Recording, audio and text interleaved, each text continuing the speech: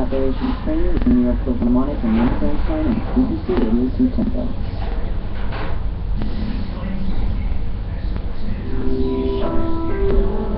This is CBC News. I'm Dwight. One day after Greek voters overwhelmingly rejected its creditors' bailout plan, the country's future is now unpredictable. A summit is being planned by European leaders to try and pave the way forward. Jeff Simple reports from Athens. So many emergency meetings called today in Europe, it's hard to keep track of them all, with the Greece's creditors scrambling to respond to that resounding result last night. 61% of Greeks voting no to the austerity measures being demanded by their creditors in response to more bailout money. And one of Greece's biggest creditors, Germany, of course, and German Chancellor Angela Merkel today called a meeting with the French President François Hollande to try and come up with some sort of unified response. Angela Merkel also reportedly spoke on the phone with the Greek Prime Minister Alexei Tsipras, and Mr. Tsipras reportedly told her that he plans to present a new proposal on behalf of Greece at an emergency European Union summit that will happen tomorrow in Brussels. Alexei Tsipras, the Greek Prime Minister, spent all day here, a 6-7-hour meeting inside the Greek Parliament just behind me, meeting with other party leaders to try and draft a proposal for that meeting tomorrow. Things could get very desperate here very quickly. That's the CBC's Jeff Simple reporting. Emergency crews fighting the wildfires across northern Saskatchewan are about to get some much-needed help. The Canadian military is sending 1,400 personnel, and CBC's Adrian Chung reports some of those soldiers will begin arriving as early as today. Firefighters from across different regions in Saskatchewan have already been called on to help, as over 100 wildfires rage in the north. Now, the Canadian forces are joining the fight. Dwayne McKay, Saskatchewan's Director of Emergency Management, he says troops will go to the front lines. We'll see them on the fire line. Hopefully that will bolster our ability to do two things, to fight the fires as well as maintain our fire operations over the next 10 to 14 days. A good portion of those troops will be fighting fires as soon as today, with the rest joining over the next several days after training. Meanwhile, Red Cross says more than 600 people from Orange are now in an Alberta shelter, but hundreds more are expected to join them over the next few days. The area of Orange is not completely empty. A number of First Nations fire personnel have stayed behind or moved from other regions to help save the town. Adrian Chung, CBC News, Regina. That is, meanwhile, a growing number of wildfires are burning in northern Alberta and northern British Columbia.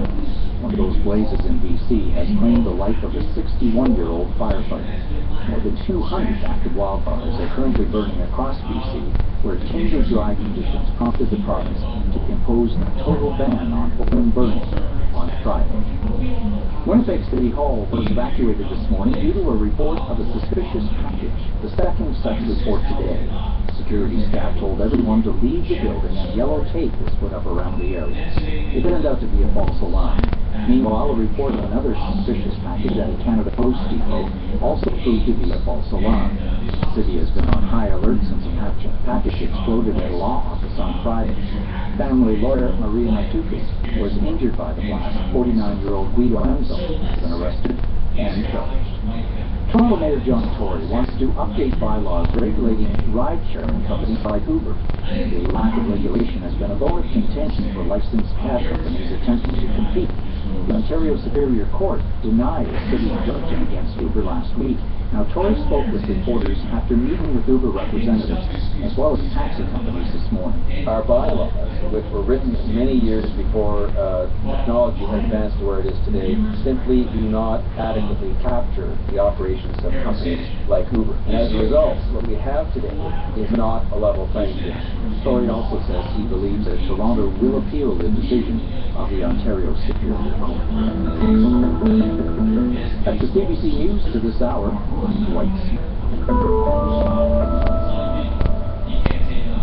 Lively, engaging, inspiring. This is My Music. Hi, I'm Mr. Berger Johnson. I'm Daniel Taylor. I'm Angela Hewitt. Hello, I'm Tom Quirky. Personal anecdotes, insights, and musical selection by Canada's foremost international classical artists. A different host, a different playlist every week. This is My Music, Saturday morning at 10, 11 Atlantic, 11:30 in Newfoundland, on CBC Radio 2. CBC Music, Canada's free online music service with over 50 web radio stations. Acclaimed mezzo-soprano and CBC Radio 2 host Julie Nezrala personally collects the top works and best performances from the classical world. Nezrala's Tempo, on your computer and on your iPhone, iPad, BlackBerry 10, and on your Android device. Visit cbcmusic.ca and connect with the music you love.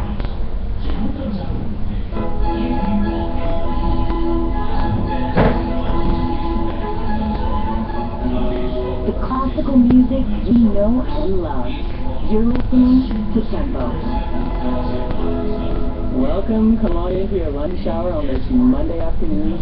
I'm Julie Nezrala, keeping you company with classical music. Having an accomplished career is definitely something to be proud of, but just imagine being an accomplished professional and a musician and a human rights advocate. Alexander Borden was all of those amazing things. In addition to his celebrated career in chemistry and Borden was also